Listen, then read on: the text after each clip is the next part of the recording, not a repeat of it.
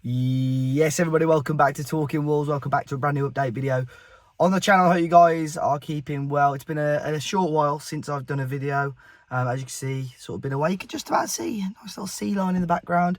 But yeah, back to reality now. I'm back, heading back to Wolverhampton shortly. But thought I owed you guys a bit of an update video because we've not really seen one over the last week or so. Matt and Joe did a transfer update podcast during the week. If you haven't caught that, you'll have a bit of an update with what's been going on the transfer front. And I haven't done the reviews for the America games, mainly because my body clock has not allowed me to stay up and watch them. But Gully has got a full analysis of the America tour coming up, hopefully in the next week or so as well. So keep your eyes peeled for that one. But we will quickly touch on the America tour. Obviously, unfortunately, a defeat during the week against Crystal Palace. But last night against RB Leipzig, Champions League qualified RB Leipzig, who finished fourth in the Bundesliga. It's an emphatic 3-0 victory for Wolves.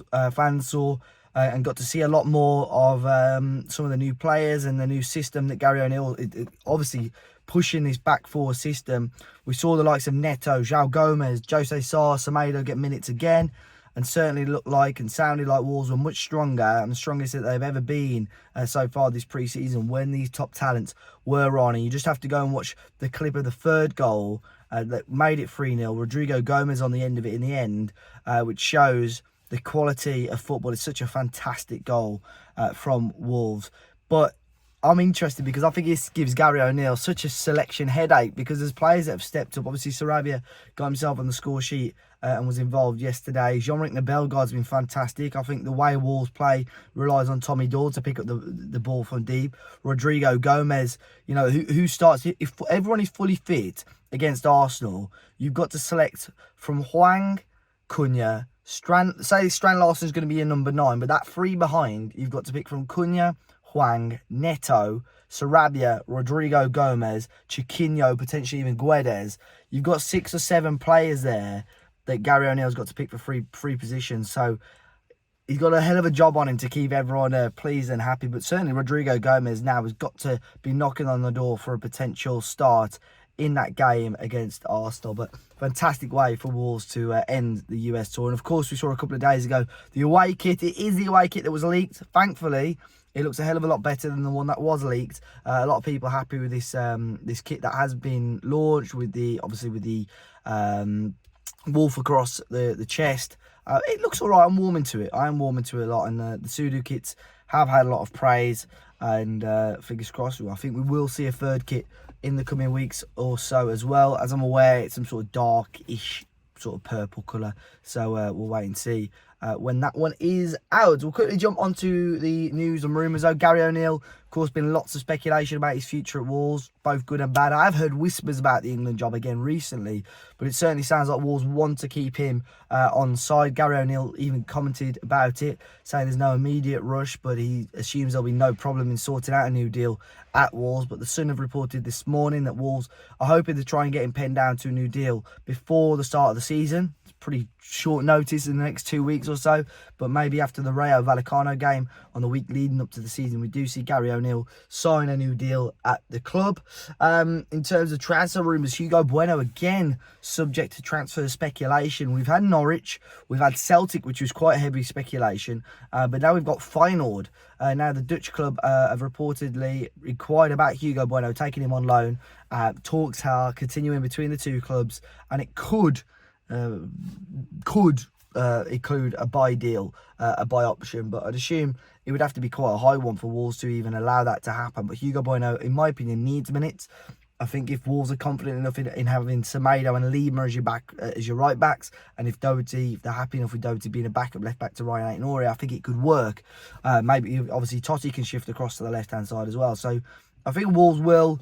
At the moment, they're saying, you know, they sort of made it pretty clear they want to keep hold of Hugo, but it wouldn't surprise me if he's let go on loan this summer, see if he can get some minutes in for next season. Keanu Hoever as well, looks pretty obvious that he's going to be going out on loan.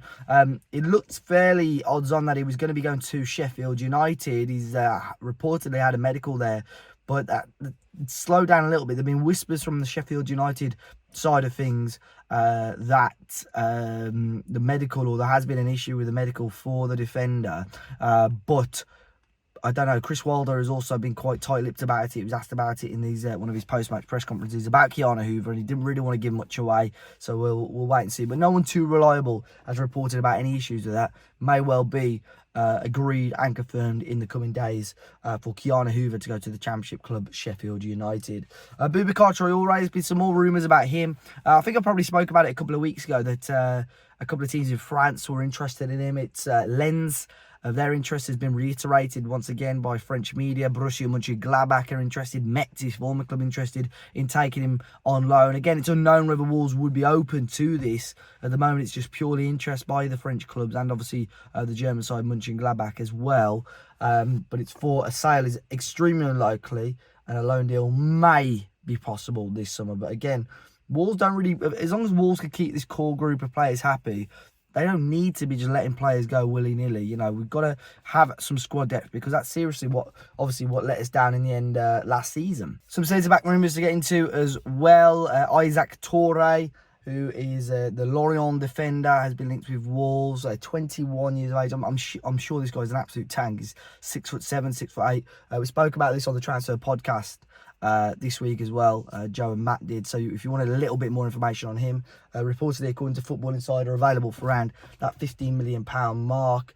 Maxime Esteve as well from Burnley has been linked. Fabrizio Romano had said that Wolves had inquired about him, but it has been said since that now he's not on the list of targets of Wolves. So Maxime Esteve from Burnley, 22 years of age.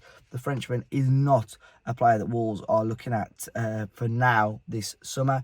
And finally, James Storer from the Wolves under-18s and under-21s has secured a loan move away from the club. He's joined local club Darlaston Town on loan. Had a great start to life there as well. Made his debut yesterday as they won, I think it was 4-0 in the FA Cup. So first FA Cup experience for James Storer and a clean sheet. Happy days. So guys, do let me know your thoughts on today's news. Hit that like button down below. Should be back to some sort of normality with the videos next week. As always, be sure to hit that subscribe button, like the video, and I'll catch you next time.